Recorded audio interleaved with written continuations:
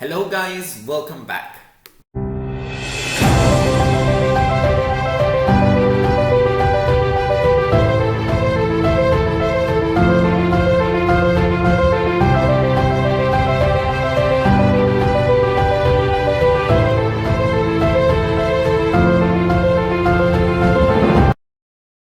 So I'm back in the Canary Islands, and over the past month I've been reading Reaper's Gale, the 7th book in the Malazan Book of the Fallen, and it's been an interesting book to read, for sure. After book 3 in Reaper's Gale, it all started to go much better. Still, it had some lows and some highs. Overall, my reading experience has been very, very, very similar to Dead House Gates. Very similar. So, yes, I am going to post a review, a spoiler chat, my impressions on the book, whatever you want to call it, next week sometime, because I'm about to finish it. I'm just in chapter 22, and a lot of people were recommending that I should read this chapter, because it was a very interesting chapter apparently. And yeah, so I enjoyed so much recording some read-through reactions from the Bone Hunters that I thought it would be a good idea to do this again with this chapter. As always, normally Malazan chapters towards the end of the books get crazy, so many things start to happen all of a sudden. Especially in this book, I feel like it's the biggest convergence of characters we've had ever, because we have Rulad waiting to fight Ikarian and Karsa on one hand. We have the Malazan Marines approaching Letheras, very, very close. I think they're 1 day away. Then we have Red Mask and the All, who are about to fight the last battle against the Lethari. We have the Sheikh. I don't know what to say about them because I'm a bit lost. I really don't know what to say about them. And we also have Udinas, Serenpedak, Fear, Silkas Ruin, all of them. They've just entered Starvald Demerline, and they're surrounded by dead dragons. So that's going to be very interesting.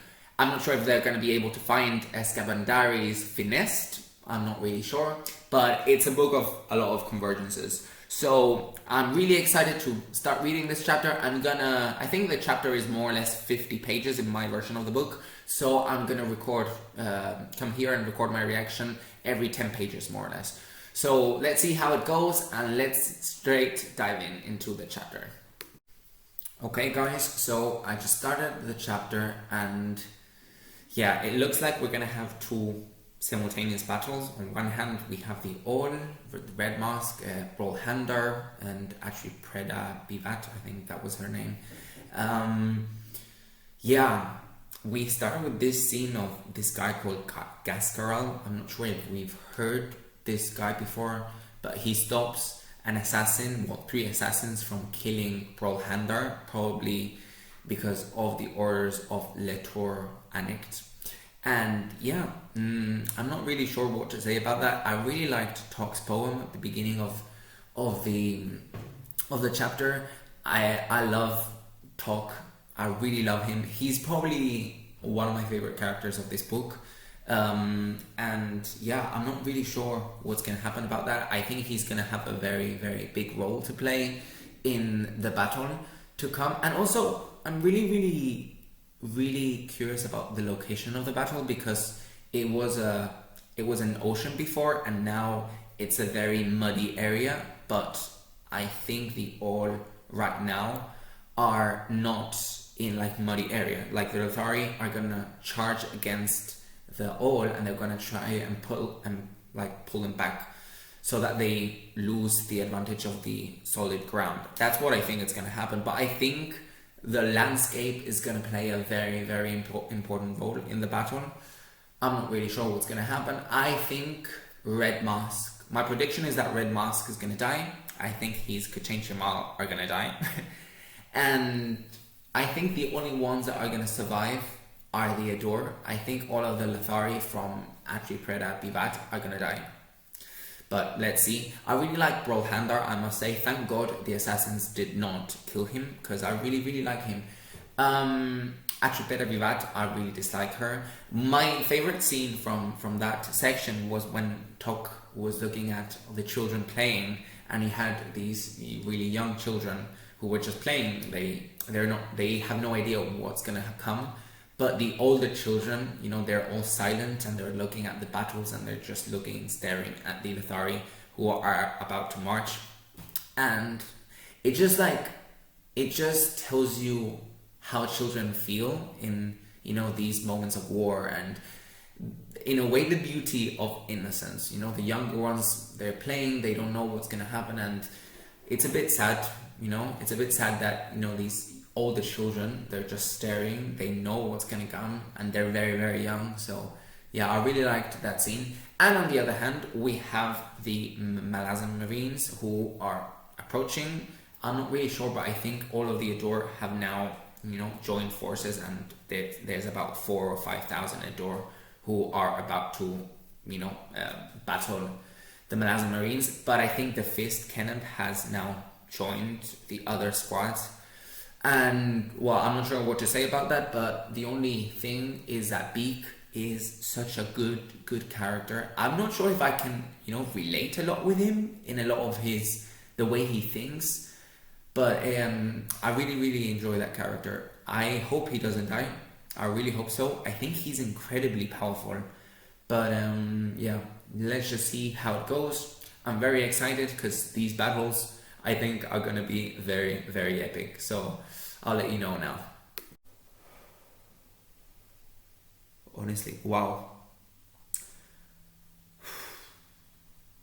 I don't know what to say. I've just read, this sentence. The sun stared down, blazing with eager heat, on Kuson Tapi, where two civilizations locked throat to throat one last time.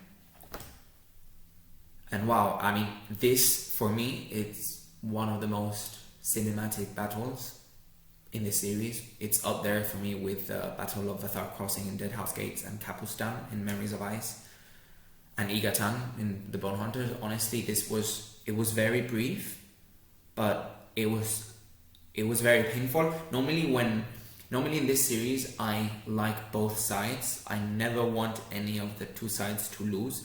But this battle between the All and the Lithari, I really wanted the All to win. I'm not even sure why, but I think I just hate the Lithari so much, that's why. But wow, I mean, gosh, those last couple of pages were like, wow. I mean, first we begin with, the Kachin Chimal, and they've dug holes inside the mud, and then they killed the two Lithari mages. So when I read that, I was like, okay, they're gonna win, because if they don't have magic anymore, then they're probably gonna win. And then we figure out that Red Mask had sent Natarkas to go around so that they can charge from behind, or at least to bring the Edor and the Blue Rose Cavalry away from the battle. The thing is that Red Mask wanted Natarkas to, run away, or at least, not battle, like what they did when the Grey Swords were battling the Lithari. And that monologue by Natarkas was really, really, I think it was really good, because he didn't want to run away. He wanted to at least battle and have some honor in him. And so they charged straight to the Ador from behind. And that moment when they're riding with their horses and they bring their arrows and shoot from their horses, please, I need this in film one day. I need this as a film, please. Oh my god, this was so good, really so good. And wow, I mean, then the horses jumped over the soldiers, and then I honestly thought that they would win. I really don't know why, and then they get killed. And that was very painful, really. That was so painful. This was a really, really good battle. Normally, like I normally tell you, I get very lost with battles. I never know what's going on, but this was very, very good. This was so good, really. And then, yeah, the All on the other side in the seabed are getting massacred and they're dying. And I just think about all those children, all those old children that are gonna die, and it just breaks my heart. And you know, this is just one other subjugated civilization for the Lethari. You know, it's just one other in the list, and it's so painful. Again, the story repeats itself, and I just want these Lethari to get wiped away, honestly. Wow, that was very intense. And on the other hand, we have these Malazans. Again, they're approaching to this battle. The thing is that I'm not sure what their plan is, because the Lethari have 7 mages, and they've been, you know, creating this ritual for over a week, and they're outnumbered. So I guess Beak will have a big role with his magic, because if not, I have no idea what they're planning to do. Because even with the Moranth munitions and everything, I still think that they're at a very big disadvantage. I have the feeling that they're gonna win, well, because I don't know. That was so intense. Really, I'm a bit emotionally devastated right now. I think I need a 10-minute break before reading again, because that battle just left me very. It was so good. It was so well written. Not so much about the battle itself, but the inner monologues of these characters are so good. It's just beautiful prose, really.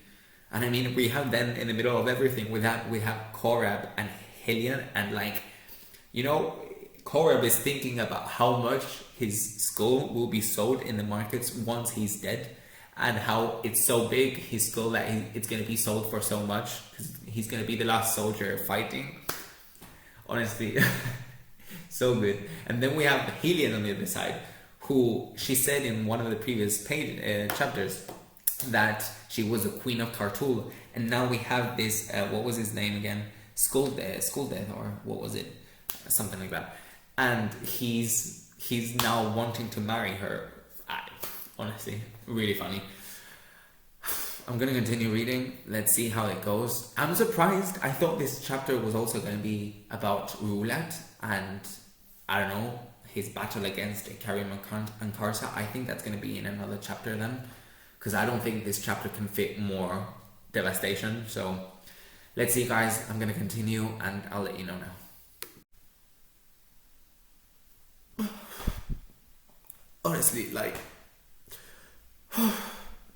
for me, I've just actually read only like five pages, but it was Beak's flashback of his brother when his brother committed suicide, and wow, I mean, the way Erickson writes these flashbacks, so good. Honestly, like, I don't know. I was planning on reading some of the passages in that story, but I think I really can't, because it's, wow, it was all mixed with his innocence, and you know, he wasn't even understanding that his brother was trying to commit suicide, and then he was just trying to help him, but he thought his brother was playing, and honestly, wow. Really, like, I can't even describe how powerful this passage is, really. Like, I think it's only one page, you know, but it was beautiful, really. It was really beautiful, and I can't even say anything right now. I really can't. I just think that this character is one of the most, I can't even describe it with a word. I don't know how to describe it, but wow, really, this was beautiful storytelling in a way. I mean, very painful, very sad, very nostalgic, very, I don't know, but I'm in awe. I really don't know what to say. It's one of the most beautiful, tragic moments of this book, for sure. Wow, guys, honestly, like, Beak has to be one of my favorite characters ever, in any book, in any series, in anything, really. Wow, I don't know what he did, but he lit all of his candles, and he managed to take away the lethargy sorcery that was like going to destroy everything. But he sacrificed himself, and wow, but he did it for his friends, and the way he spoke about everything was so good. And the way Farad'n Sword then found his ashes, and she said, oh, the bones of the arms seeming to be hugging the knees, the crumpled skull settled on them, like a child hiding in a closet, a child seeking to make himself small, so small. Beaks, God's below beak. Oh my God, really like, oh, that was, wow. I don't know what to say, really. I really don't know what to say. But even more tragic and beautiful at the same time is that moment when he goes through Hood's gate, and then he reunites with his brother, and you know, they're surrounded by the villagers made from candles and wax, and God, that moment, and the moment he says, your brother waits for you, and then he says, you know, I'm stronger now, I can save him now. That moment broke me, honestly. You know, just so that you know, I've recorded this, I think it's 40 minutes after I read it, because I couldn't sit down here and talk about this, really, because that whole scene was amazing. I think that was probably one of the most beautiful deaths of this series up until now. I think, you know, even though it's really sad and I really didn't want to lose this character, because I think we only met him in this book, but for me, he was just beautiful, a beautiful character. Really proud of what he did. He saved everyone. I don't know what exactly he did. He probably lit all of his candles, used all of his power. Everything turned white. I don't know why. Fiddler, I think it was interesting because Fiddler, at the beginning of when I started reading this passage, he saw all of the wounds, all of the diseases, all of the power and the illnesses and everything inside all of his soldiers. Like, for example, I think Korab has cancer and he's been fighting that for a while, but his blood is very strong, and he saw, you know, all of the wounds in people's heads and everything. It was a very beautiful passage, and I think they took off the sorcery, the Edor, Hanradi Talag. I think he's not going to fight anymore. He's going to go back with his Edor to the Edor villages. The thing is that the Lethari escaped, but the adjunct has just arrived to Letheras through the river, and she's now disembarking. So it's going to be interesting to see that. I don't know what to say, really. That was a lot. And we go back to the all fight, and then all of a sudden, Red Mask gets killed by the Kachain Chimal. So I was like, what the hell is going on? Because from all the people and all the things that I expected, you know, to kill Red Mask, I didn't see it coming at all. In a way, I think, you know, Red Mask failed everyone. I'm a bit unsure about his storyline because he seemed like a really iconic character, but then I don't know what he did in these battles, and then I don't know, he got destroyed and cut and everything by the Kachain Chimal. So I guess he wasn't the mortal sword of the Kachain Chimal in the end. I don't know, but wow, this chapter is very intense. I don't know what to think. I'm gonna continue reading the last 10 pages, and yeah, this book is getting really good towards the end. If anyone is having problems at the beginning of the book, it's normal, but I think this end is totally worth it. Honestly, guys, I mean, this last section was a section full of revelations I did not see coming at all. Maybe I am very slow at getting things, but I did not see any of these things coming, really. I mean, first we see this army who's coming, and I was sure this has to be some kind of Volcando Kingdom kind of army coming to destroy everything. And then apparently it's the Whiteface Barghast clan that we met in Memories of Ice, I think it was. And those were the ones from the canoes that arrived in the north coast. I don't know why, but I thought those were the grey swords that had landed. But no, it makes sense that it was them. And it makes sense because I just remembered all of the things about the canoes, that scene in the canoes in, I think it was Kapustan in Memories of Ice. So it makes sense that it was them. And they come, and you know, the Lethari are almost all dead. I think they only have a few hundred soldiers left, and the all are all mostly dead, except for Tok, the children, and I can't remember the name of the other soldier. I can't remember, but it was an all warrior. And you know, Tok sacrificed himself for those children, for saving them, and the way he just goes with his horse. And I love how Erickson talks about the horse as a kind of equal to Tok in this scene, and he just goes and he just starts, you know, killing as many Lethari as possible with his arrows, and he gets killed, but in a way, I think it was a very, very, very iconic scene. It was just so good. Again, I would love to see this on screen one day because it was very cinematic, and really, Tok for me was one of my favorite characters of all of them, of all of this series. He's incredible, and in a way, I'm very happy that he got this kind of death, and it was very amazing. Really, it was great to see him again in this book. And the way he sacrificed himself for the children, amazing. And he gave him the poems to this all warrior just before he went. And that was one of the poems we saw at the beginning of the chapter. So that was honestly, that was full circle moment. Amazing, really.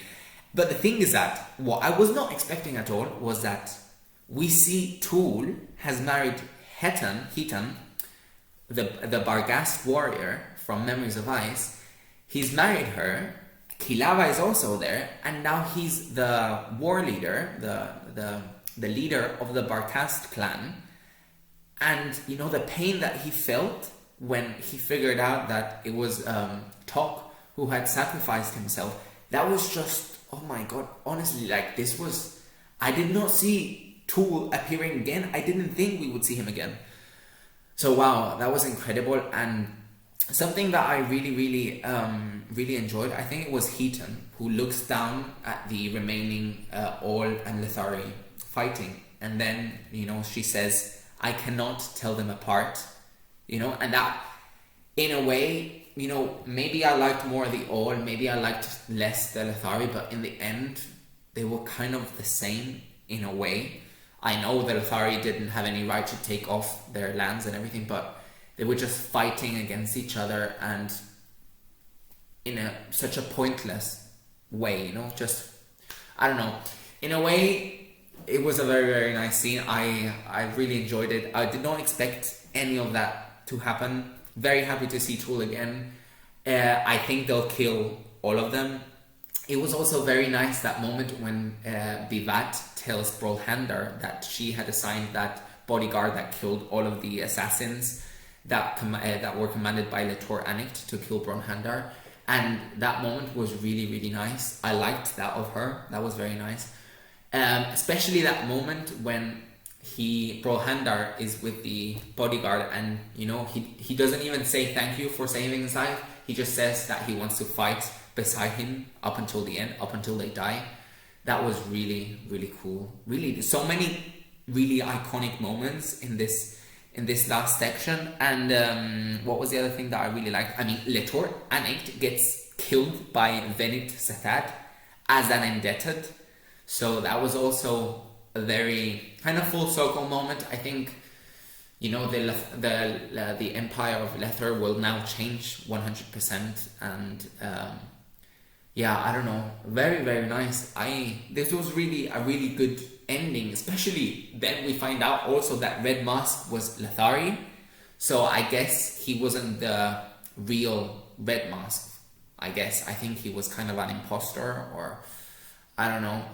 And then that scene at the end with Hood and Tok the Younger was also very, very interesting. I don't know what to think about that, because It had something to do with the wolf gods and why he kept on having just one eye. I don't know. I hope he doesn't come back to life, because I feel like he can now rest in peace. I think he deserves it, and I think he has done enough. So I don't know. Let's see how that goes. But that was an amazing chapter.